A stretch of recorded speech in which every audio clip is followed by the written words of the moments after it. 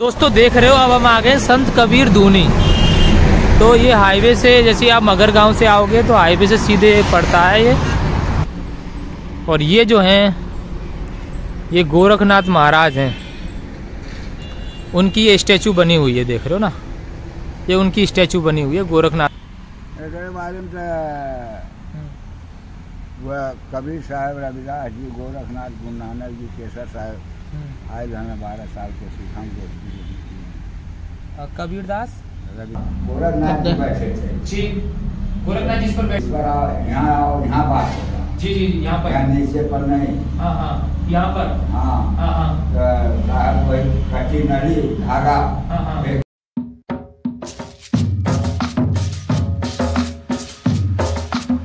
दोस्तों मगर से थोड़ा आगे हम चलते हैं तो जगह पड़ती है धूनी, और वहाँ का ये गुरुद्वारा है। और आज खास दिन है सिख कम्युनिटी के लिए, क्योंकि जो गुरु थे गुरु गोविंद सिंह जी, आज उनकी जयंती है। 27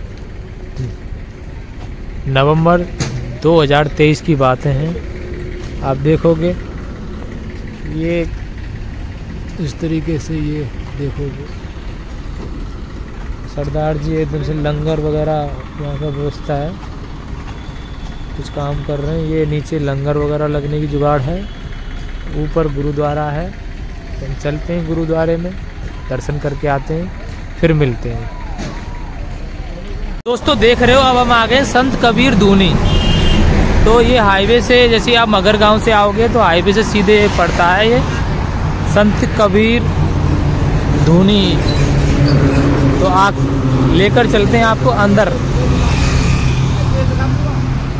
ये आप देख रहे हो संत कबीर दूनी, ये एंट्रेंस गेट है और इस पे लिखा हुआ है ऐतिहासिक संत मिलन स्थल कबीर दूनी गोरख तलैया सदगुरु कबीर मंदिर मठ 24वें आचार्य महंत आनल शास्त्री। तो आप देखोगे इधर, तो ये अब इनकी दूनी है। यहाँ पे क्या है, जो भी इनके महंत वगैरह साधु वगैरह यहाँ अपना जो भी उनका होता है पूजा पाठ वगैरह वो करते थे।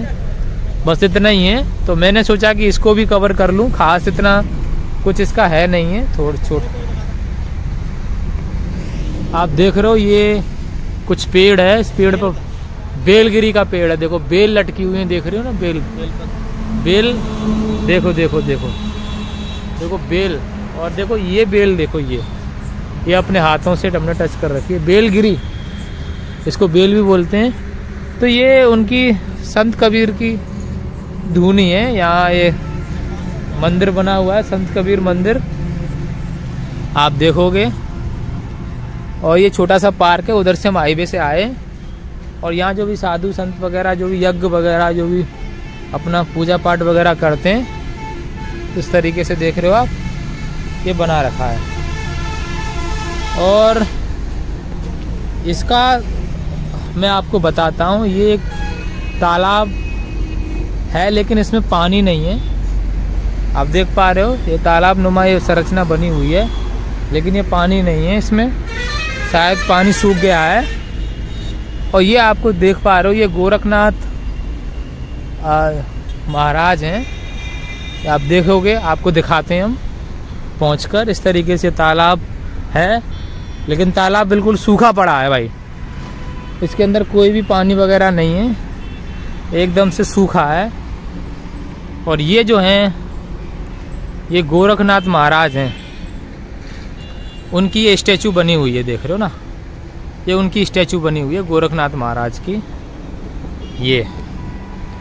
और इस तरीके से ये फुब्बारे वगैरह लगा रखे हैं, ये गोरखनाथ महाराज हैं।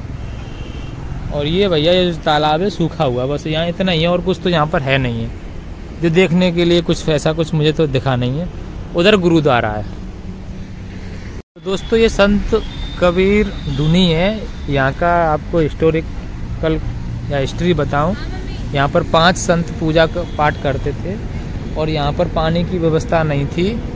तो पानी की व्यवस्था नहीं थी तो ये हमारे गोरखनाथ महाराज जी ने, कई लोग कहते हैं अपने पैर की एड़ी मारी थी तो पानी निकल आया था, कई लोग कहते हैं त्रिशूल मारा था तो पानी निकल आया था। तो यही वही तालाब है जहाँ पर उन्होंने अपनी पैर की एड़ी या त्रिशूल मारा था। और यहाँ 4-5 संत मिलकर अपना जो भी धूनी लगा के तपस्या वगैरह पूजा पाठ वगैरह करते थे। बस यही सारी चीज़ें हैं जो मैंने आपको बता दी हैं। और उधर कुछ साधु संत हैं, उनसे हम बात करते हैं, उनके द्वारा कुछ जानकारी मिलती है उनके मुंह से, तो वो थोड़ा सा हम पता करेंगे।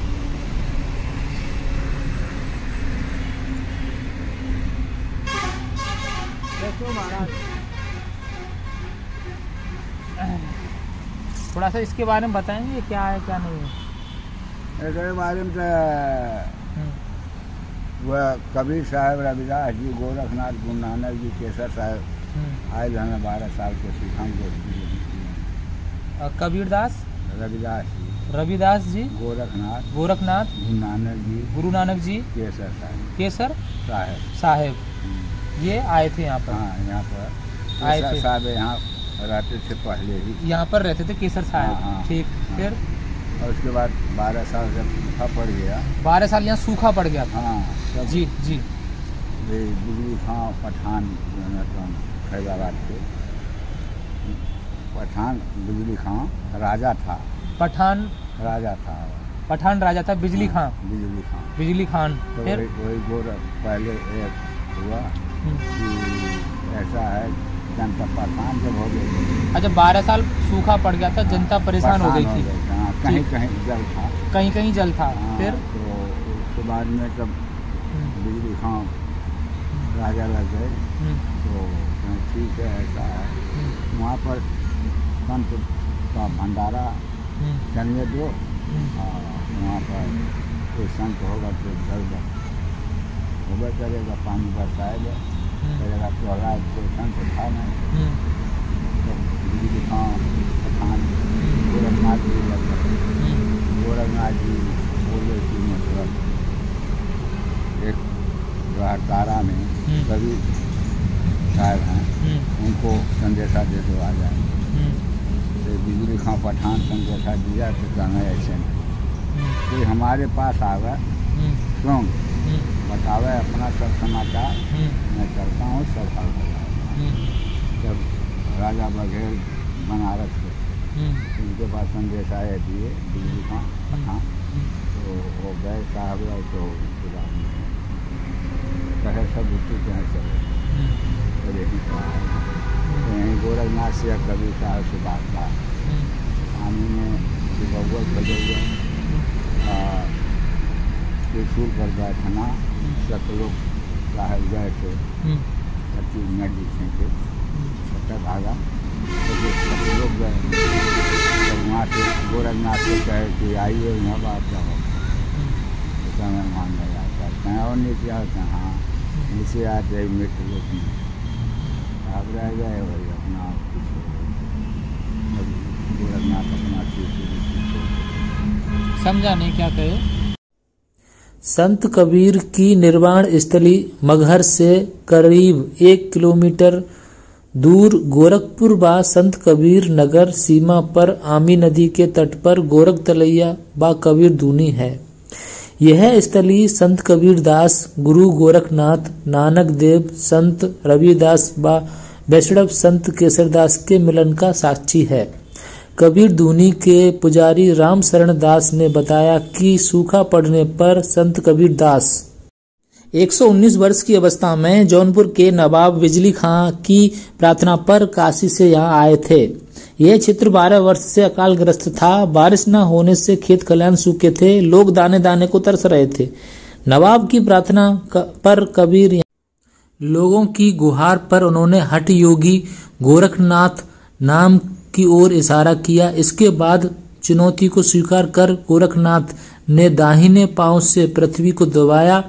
जल निकलने के बाद तलैया बन गई। जल कम था, फिर पृथ्वी को दबाया। जल निकलने के बाद तलैया बन गई। जल कम था, फिर लोगों ने कबीर को पुकारा। थोड़ी ही देर में घनघोर बरसात हुई। यहाँ गोरख योगी धुनी के पास राम धुन लगाते रहे। यहीं बाद में कबीर धुनी के नाम से प्रसिद्ध हुआ। यहाँ मंदिर भी बना हुआ है। आपको बता दें कि ये जो लैंग्वेज बोल रहे थे, भोजपुरी लैंग्वेज बोल रहे थे, तो जनता को आपको समझ में आएगा दोस्तों। इस तरह की पूरी कहानी है। तो चलते हैं दोस्तों। कहाँ से आया? मैं राजस्थान से आया हूँ। अच्छा, जी जी जी।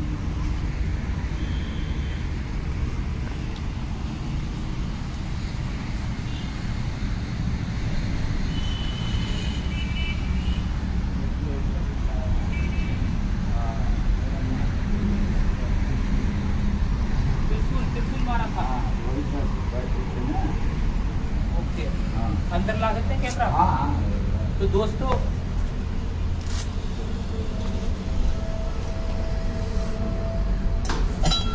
आप देखोगे अंदर हम चल रहे हैं, ये जो त्रिशूल था देखो इसको, ये जो त्रिशूल था, त्रिशूल इसको क्या किया था? इसी पर बैठ करके कबीर साहब को बोला कि कबीर यहाँ और बात होगा। हाँ कबीर साहब बोले कि ठीक है मैं आ रहा हूँ। हाँ तो कठिन धागा हाँ। ऐसे सतलोक चले गए। सतलोक गोरखनाथ जी बैठे थे। जी, गोरखनाथ जी इस पर बैठ, इस पर आओ, यहाँ आओ, यहाँ बात होगा। जी जी जी, यहाँ पर, यहाँ नीचे पर नहीं। हाँ हाँ यहाँ पर, हाँ हाँ हाँ तो साहब वही कठी नली धागा हाँ, हाँ, फेंके हाँ। आसमान चल गए। अच्छा, धागा फेंके आसमान चले गए। हाँ हम्म, ठीक, वहाँ बोला साहब हाँ कि यहाँ आओ बोला। हाँ तो कहे कि मैं वहाँ नहीं आता हूँ। हाँ और नीचे आए